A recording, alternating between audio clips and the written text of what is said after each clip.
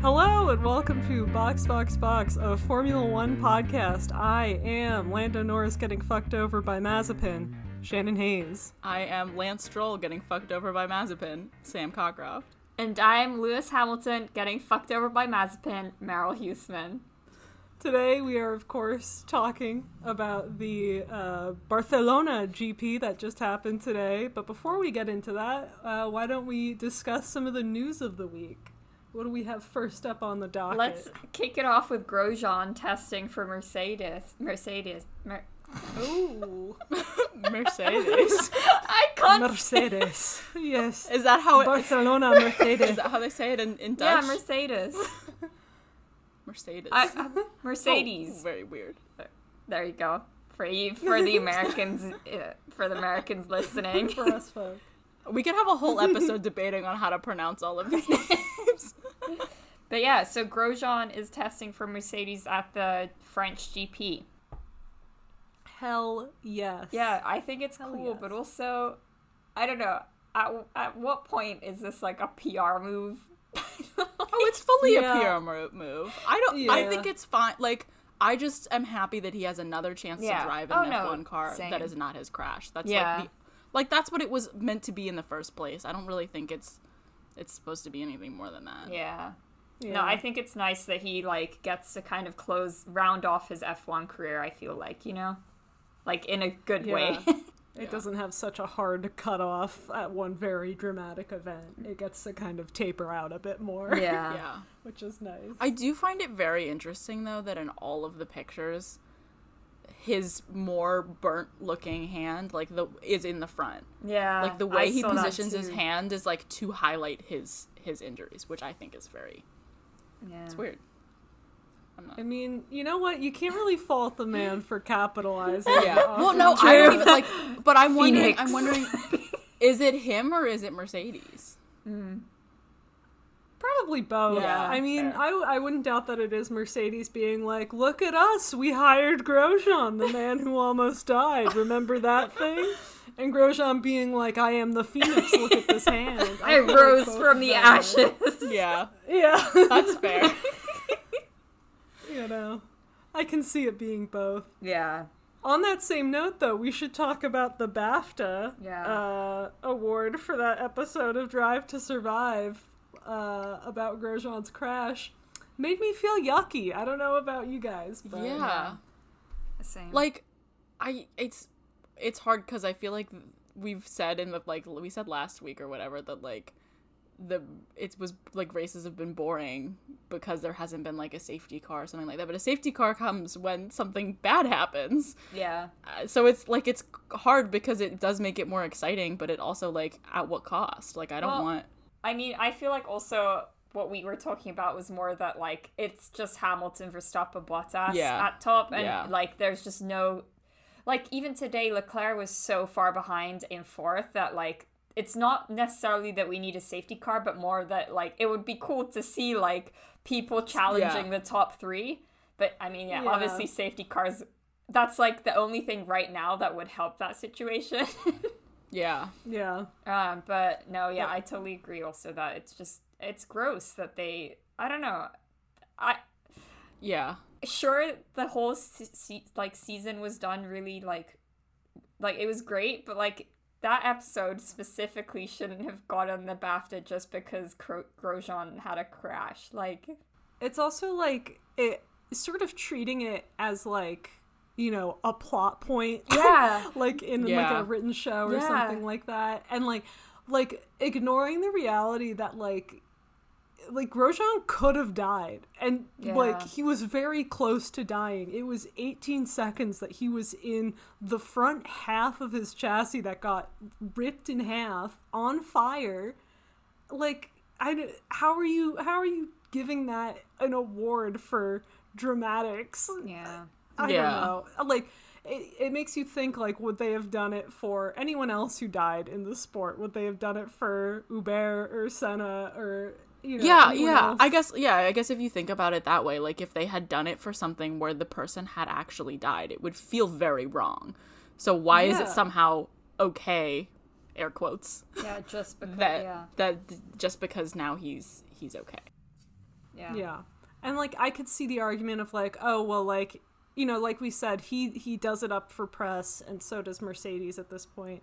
But like that's different because he's totally the one that literally almost died, and if he wants to be like, you know what, this is how my legacy is going to be in Formula One, I'm going to be the man that promotes the halo because it literally saved my life. Yeah. I think that's fair of him. Yeah. I think it's fair of him to capitalize on his accident to promote something like that. But I don't know. I don't think that Netflix should be getting any sort of recognition for someone almost dying. Like, yeah, and just being there. Like, they were just there filming. Like, yeah. And just doing a dramatic, like, 20-minute cut of it. Like, yeah. I mean, I do have to say, as a person who has not seen most of the show, but has seen that section of the show, and they did, in my opinion, do a good job of, like, basically portraying how it happened and really, like, highlighting the, like, suspense of, like, what is happening and is he gonna be okay. But I don't think that, like, that means that it needs to be nominated for an award.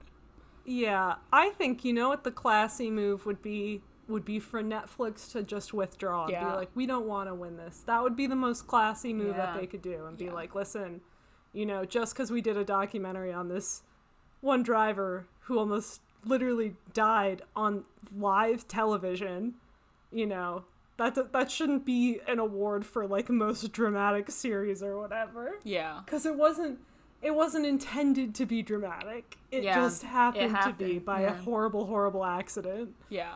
You know what should be nominated for a BAFTA? The Carlando rivalry of 2020. Or fake. Yeah. How about the Missing George episode? That should be nominated for a BAFTA. If they made an episode, it would have been nominated, so that's their loss. Yeah. True. I know. Gee. Yeah. But yeah. Just seemed scummy. Yeah. What else do we have in the news for this week? Albon racing for DTM.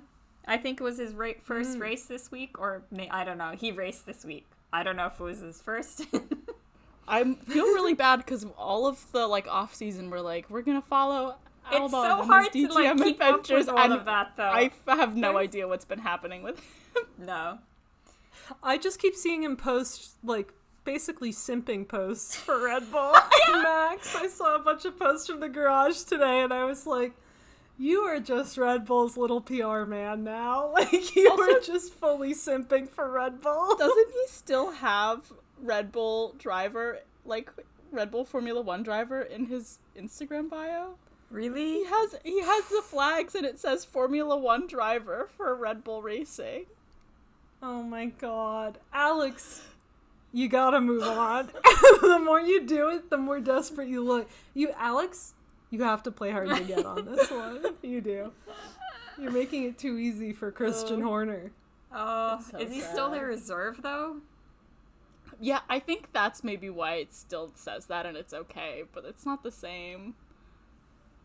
Formula One reserve driver. Yeah. It's deeply, deeply sad. We're just jealous. I wish I was the Red Bull reserve driver. Let me tell you. I mean, yeah, for sure. And Sam, you were saying that F3 was the first race was this week? Yeah, F3 kicked off their season with their first two races in Spain. I was particularly interested in how Correa did as his first race after his crash in 2019. So it's been a long time that he's been away. But, I mean, he didn't do exceptionally well, but he didn't do terribly. Wait, there were 3 races this weekend. I don't understand how F3 works. Yeah, I don't know how F3 works, but he, you know, I think he's probably pretty proud of his performance from what I saw on Twitter for just, I mean, even, like, just being able to be in a car and to drive and not fail, I think, is an accomplishment. Of course. I mean, yeah. Yeah. So, I mean, I think he did pretty well. And I can't remember which race it was, or maybe it was qualifying, but Arthur Leclerc also did pretty well in the races this weekend. So. Yeah. Or I think, no, it was qualifying that he did. I always think Arthur Leclerc is in F2, but he's still in F3? Yeah. Well. Yeah, okay, never mind. It was practice that he did well. So, really moving back. But still, whatever. It's fine. I do stand by what I said before we started recording, that there is, I think, a lot more, like dynamicness in how they move around in F3, because I think the cars are a lot more similar. So, you'll have people bouncing around and, doing really well one day and not as well the other day. And I think that, that's kind of a good way to it's more how you do, overall than at one race specifically, right? Yeah, I think so. Nice. All right. Well, why don't we get into the big event of the weekend, Barcelona. My boy Fernando Alonso's home race. Ugh. Yuck. We're so hyped to see my boy. Well, he had a shitty home race. Yeah, so. He did. He did trash. Look, did you see that last lap? Look. Trash. Yeah, even all the commentators were like, not a good home race for Fernando Alonso. I remember they were like, I think as they were crossing the finish line, they were like, oh, how did Alonso end up all the way back there? And I was like, no one knew. How did he end up back there? Yeah. I don't know. What happened? I was pretty disappointed, I'm not gonna lie. I want to talk about, real quick though, I want to just go quickly and chronological and talk about practice, because there were some really funny memes from practice. I didn't watch practice, but I saw on Twitter all of the stop the count memes after I think Vettel was P1 at practice 30 minutes in. And everyone was just going, stop the count. Vettel's got P1. It seems remember when whatever race that was where Carlos was the only one out on the track, and he was saying, I'm I just really loved it. I love how all of Twitter, F1 Twitter, unites behind wanting Seb to do well by any means necessary. Only good things for Sebastian Vettel. And then, I guess quali, we should talk about 100 poles. Yeah. Lewis. Oh my god. Wait, did you guys see that meme where there's Stroll and his one pole tire, and then I don't know, Vettel with a few, and then Max with his what is it, 20 or something, or 17, and then there's Lewis with a field of tires, Oh my god. I think they've recycled that meme for every time that Probably, he breaks a new, I'm sure. a new record or whatever. Yeah. And it's still just as funny. I love looking at how happy Stroll was when he got his first pole award. It's actually really he cute. was so excited about it. And then he fucked it up. Yeah. I saw some tweet or something that was as far as constructors go, only 5 constructors have gotten 100 poles, and Lewis has gotten 100 as one singular man. Wow. So that kind of put it into perspective for me of wow, that's fucking insane. Yeah. I mean, he is an exceptional driver. There's no denying it, but it's just frustrating that he keeps doing it. I also Make it interesting, Lewis. Yeah. I saw this radio message, and it was this Hamilton guy is really gonna I don't know, test us this weekend or whatever, and it's every driver ever since 2007. It's been a long time that he's been doing really well, and honest does not show any signs of stopping. But it'd be nice to see somebody else. They were doing a little retrospective on him because of the 100 poles thing, and my roommate pointed out something funny, and she was just wow, the only sign of Lewis's aging at all since 2007 is just his hair length. And that's it. That's the only thing that's changed. That's true. And It's very true. He actually just gets a little bit longer. Yeah, but he looks so much better than, I don't know if you guys have seen, like, when he started. He looked like he was balding when he was starting. Like, his hairline was, like, really far back, and, like, his hair looks phenomenal now. Well, maybe he can afford hair plugs now. I mean, he's got a good head of hair on him now. Yeah, so. He does. Yeah. Oh, man. But good for Lewis. Yeah. One of my other favorite memes of the week was him when he was lying over the tire or whatever. Yeah. And somebody positioned it as the Titanic of him with the tire behind him. Good stuff. Oh my god.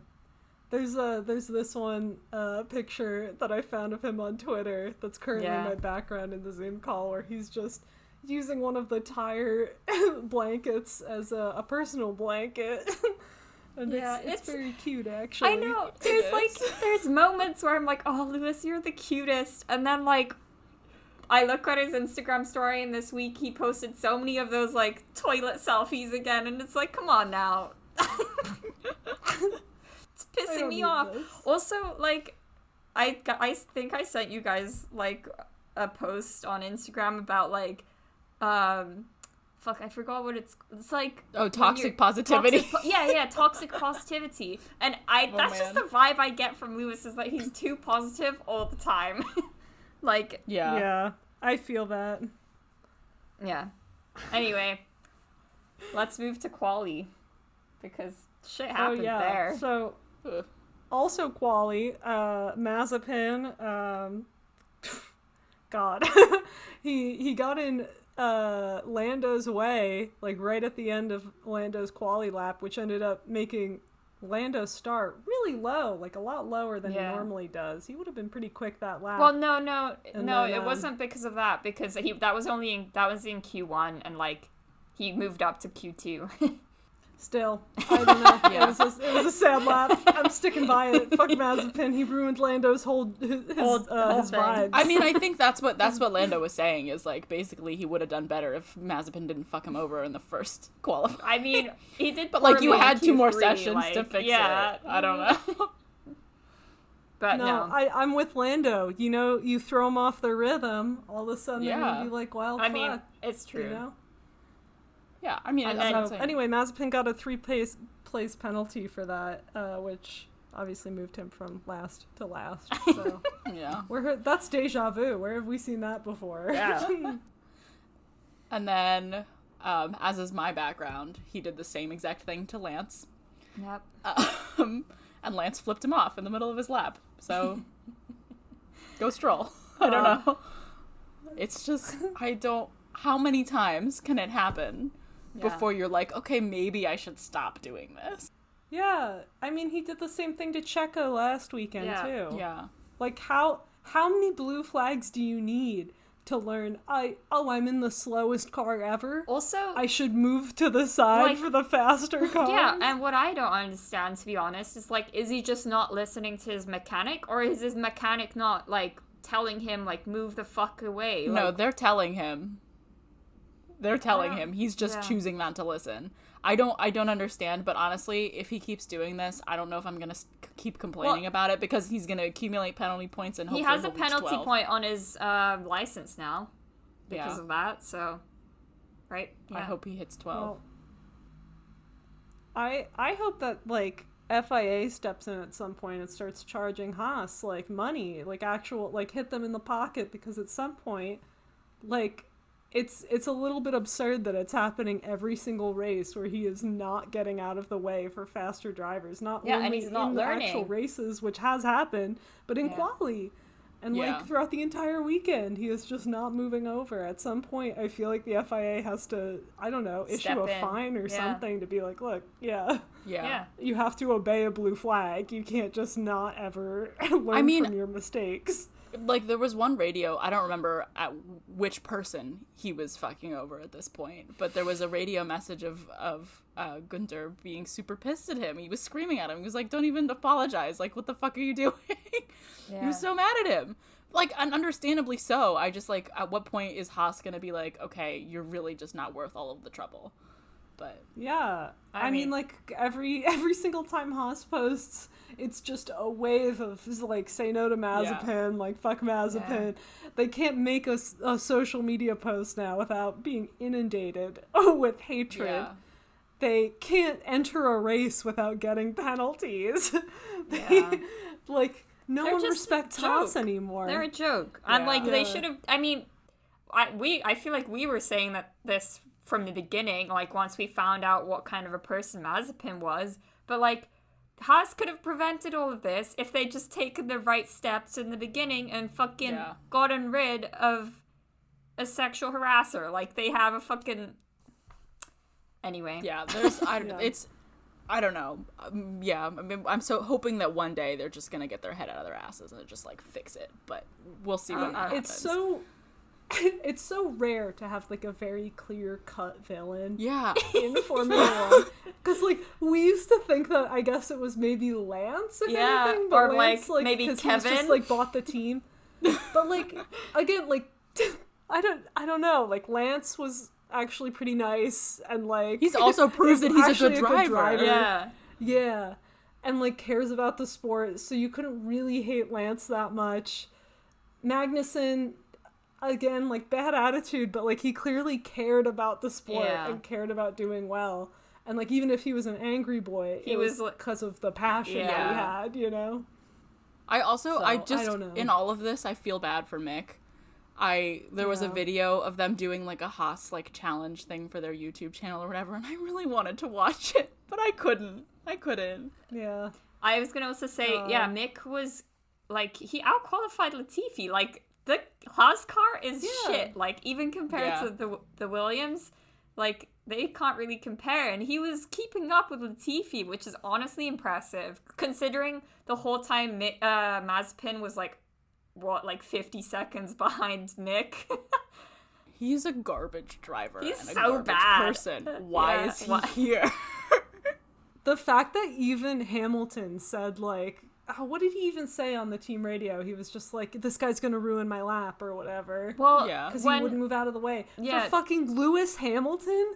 Yeah, you have to have some balls to see that number 44 Mercedes roll up behind you and not move out of the way in your shitty fucking Haas. What do you think you're doing? Also, defending your spot.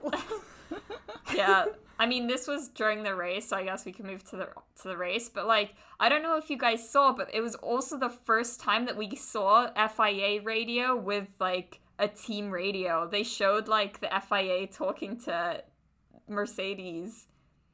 Oh, did they? Yeah, and they had the little, like, logo of FIA talking to... It was insane. Yeah, and that was the first time ever. The little clip of what was it, Toto complaining about? Yeah. Toto was so mad. Wow. Yeah. Wait, okay, before we move on to the race, one really quick thing about qualifying. I was reading this thing about Ricciardo kind of reflecting on his qualifying and saying he had a mini breakthrough, and he's, like, was kind of upset about...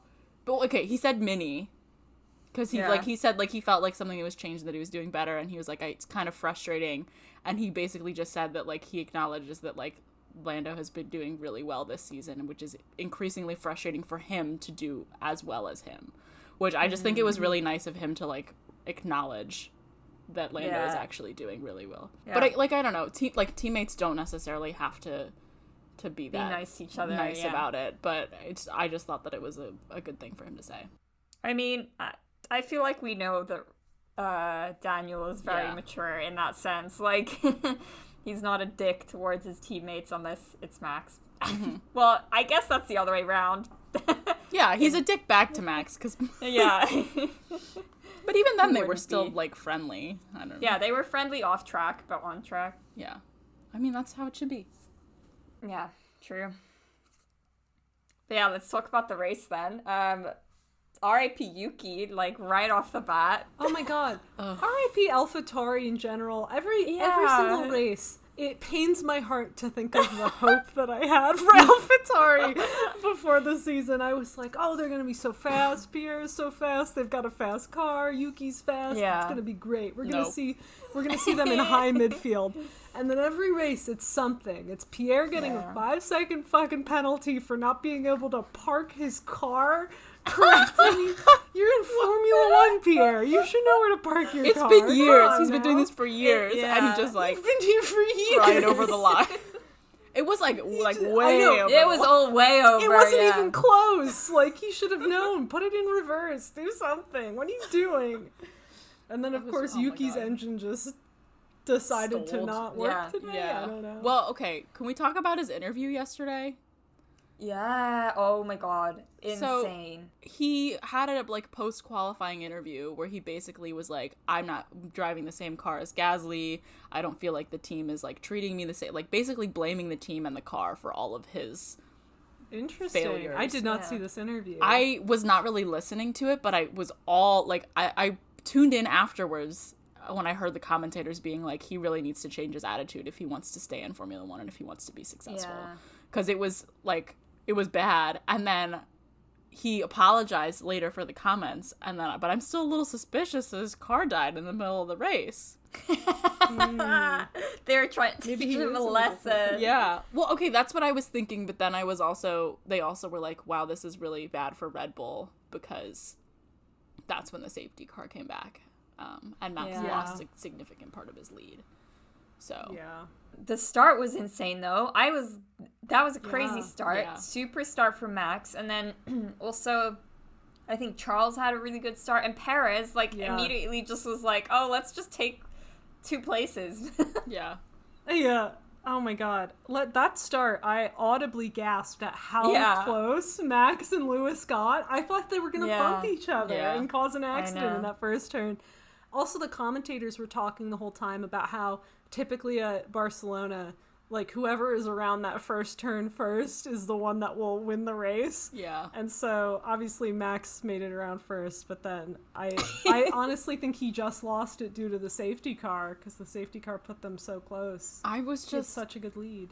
When I was doing my predictions last night, I was looking at it, and I was like, you know what? Max is going to do it. And then he got ahead in that first turn, and I was like, fuck yeah, Max is going to win this race. No. Right. I was really excited, though. I thought this was going to be it. God. Yeah, also, his pit stop surprised me, that they just weren't ready for him. Yeah. It was not a super long pit stop, not like Giovinazzi's, where they just had a flat tire and had to run back in. 50-second pit stop. A minute in the pits. Are you kidding? Oh my god. Yeah. Poor Giovinazzi. I think the commentators were saying that it was better that they caught the flat tire than having him go out, and then, because they would have lost more time. Have to pit but again. Shouldn't they have checked that before? How was there a flat tire in their rack of tires? I don't know if you saw, but it was a perfect hole too, so I don't really know how that happens. Didn't see that. What? Someone cut it. This was the same pit stop too when they brought out Raikkonen's tires instead?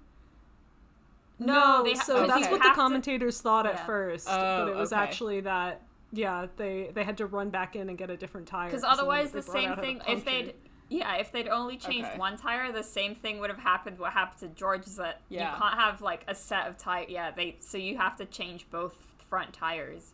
Seems like a dumb rule. But I think it has to do with safety, probably. I don't know. Yeah, maybe. Yeah. But yeah, I was just like, what is going on? No. Long pit stops make me so anxious when I'm watching them back. I'm like, oh my god, what's happening? Yeah. Oh my god.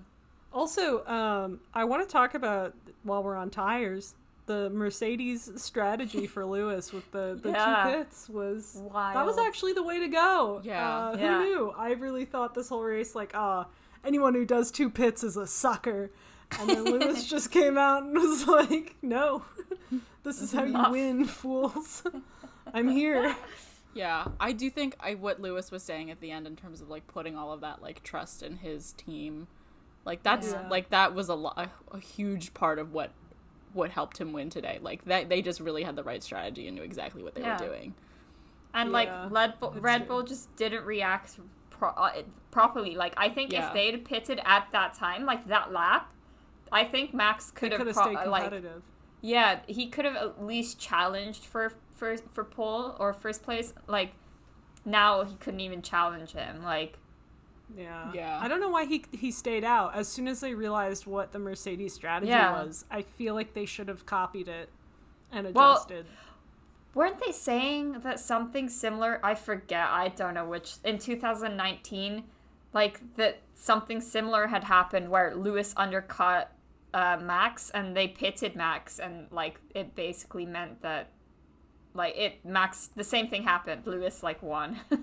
Yeah, I saw these things too, that like it's really hard to try and not necessarily like do the exact same strategies as the other team, but like to try and be competitive if you don't know what they're gonna do, because like I think it was basically that, like, even if you pit the next lap after they go, you're like already too late to be competitive. I think is what they were trying to say. Yeah, true. Well, also in that strategy was letting Hamilton pass Bottas, and Valtteri was not about to let him go by. No, that was hilarious. That was tense. I saw this article this week. I think it was like some interview with Bottas where he was like, we're not that kind of team, basically saying that they're like, to address these rumors maybe that he might be replaced with George in the middle of the season. And he was like, yeah, we're not that kind of team, like we're not gonna do that. So I guess if he's like so sure of that, then he's just gonna do whatever the fuck he wants this year, the rest of this year. Well, that was reinforced by Toto even saying like, obviously we're not gonna replace one of our drivers mid-season. Yeah. And also that would be super shitty. That's a Red Bull move. Yeah. I trust that Mercedes would not do that, because the Mercedes is like founded upon having two really great drivers in those seats, and so even if Bottas isn't performing for like a few races, they know that he's a competitive guy. He's I think still performing, but like he's just not coming in first or second. Yeah, but I think they also know that George isn't ready. Yeah. Like I think it's not even that. I was so sure George was gonna score. I was so sure today was the day. He was in like 11th. He was about to pass Alonso, and then all of a sudden he was in fucking like 15th again. Like, what? He was so close. That's always how it happes. He's like right there, and then he's not. And then something happens, and then he's gone. Like, Well, I also want to talk. Okay, first, speaking of drivers being replaced mid-season, I have this theory that based on Yuki's behavior and his performance, he could potentially be replaced by Albon in the middle of the season. You know what, though? Hold on. I wouldn't be mad at Albon. Neither would I. I wouldn't either. Okay, see, here's the thing. I loved Yuki at the beginning, but now I know he has such an attitude. He's kind of meh for me now. And also, he's not performing. But, I think he needs time. I love Albon. Yeah. I know, he does need time, but also he's so young. He's 20. He can come back in a few years. Yeah, no, that's what I'm saying. I think he just needs time to, like, grow up. Because he's a child. Yeah.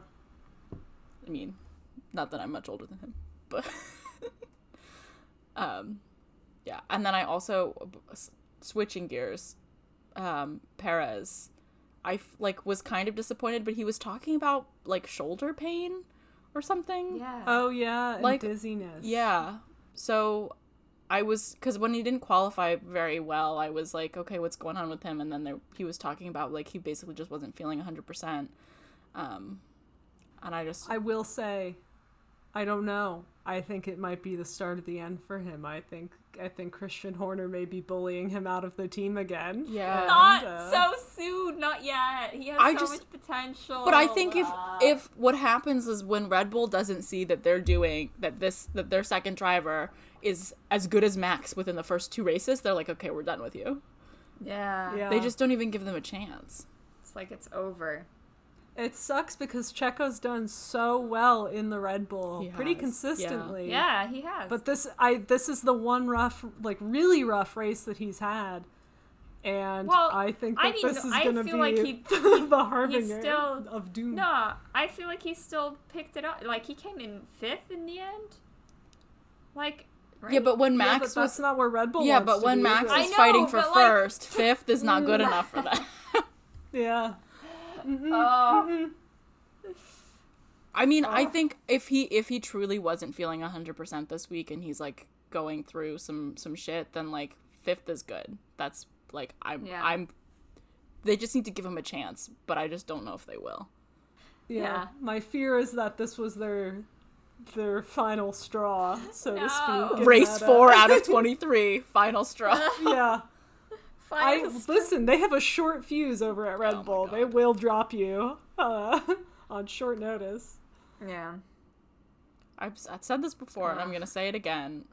Red Bull is not as good of a car as we think it is. The only reason we think it's so great is because of Max, and they can't keep expecting people to hop in that car and do the same thing. They just can't. Yeah. I think so, too. I think Max is just an insane driver, but, like...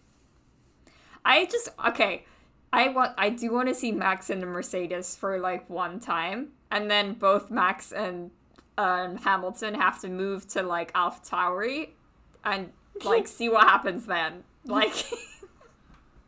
I really hope just mix it up. I think it'd be so fun to have Max and Lewis do, like, a Kimi and just stay on one of the, like, low-end teams for a while. Yeah. I feel like that would be really fun.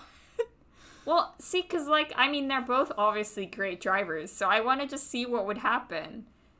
Yeah. Put them in the shittiest car on the grid and see how they do. Switch them with Latifi and George. Oh, we totally forgot to talk about FP1. George was not racing in FP1, and Roy Nissany took his place in the Williams, and for Alfa Romeo, Kubica was racing for Raikkonen. Kubica. Why? I just don't get it. Are we not done with him? He's the face of Alfa Romeo, man. I just... what are you getting out of replacing... I don't know how old he is, but in my head, he's just as old as Kimi. What are you getting out of that? It's just the vibe. Yeah. The vibe. I mean, Roy Nissany makes sense, because he's probably going to be on the Williams team once George is gone. But... yeah. I don't know. Don't understand Kubica. They just like the oldies, Sam. Yeah. Let them love the oldies. Other than that, I'm like so bored of this Hamilton Max Bottas podium. Like, I was also hoping that Leclerc would come in third today, like, but no. Yeah, I really thought, I mean, granted it was so early in the race, I kind of knew it wasn't going to stick, but I was like, man, what if? But I mean, and then the rest of the race, Leclerc had such a, like, solo race. He was, like, 15 seconds removed from Bottas, and then, like, the next car was also, like, 16 seconds away from him, so he was just having... like a chill race by himself, like in fourth. I wanted a Leclerc podium so bad. Yeah, me too. Listen, we on this podcast, we simp for Charles Leclerc. If only he was in a better car. He's such a good driver. I mean, R.I.P. Leclerc. The Ferrari is doing well, and he is doing great things with that car. 4th place is incredible for them, considering where they were last year. So. I know, I just want a podium. Yeah. I want a Charles podium, and I want the gap to be slimmer. Yeah. I think that would have been nice, but it would have been really tough for Bottas to finish in 4th. There would have been some conversations happening in the Mercedes garage. Look, he already has his seat guaranteed for the rest of the season, so he's good. He's fine. Yeah. Just gonna have some fun with it for the rest of the season. Yeah. All right, well... I think that about does it for this week's episode. Yeah. Pretty good race. Pretty exciting. I think it was a lot more exciting than last race. It was more exciting than I was expecting it to be. Yeah. For sure. Yeah. Me too. Definitely. So pretty great race all around. I think that the most exciting part is obviously the battle for first between Verstappen and Hamilton. And whenever that's close... yeah, it's always a good race. Yeah, so. Even though we already know that it's gonna be like some sort of combination of Ham, Ver, Bot, but like it's like always fun to see like Lewis getting pushed away from that P1. Yeah, yeah, exactly. So hopefully we'll see more of that in the races to come. Yeah. When and where is the next race? Monaco. Oh yeah, Monaco. 2 weeks. 2 weeks from now. 23rd. All right. well, join us in 2 weeks when we go over Monaco. Join us next week when we discuss something. Yeah. You'll find out then. Yeah, well... we'll find out then as well. Thank you so much for listening. Be sure to follow us on our socials. We are at BoxBoxBox Podcast on Instagram and TikTok, and at BoxBoxBoxPod on Twitter. So be sure to give us a follow there for any good memes and or updates onto when we are uploading the pod. Yeah, thank you so much for listening. Adios. Ciao. Adieu.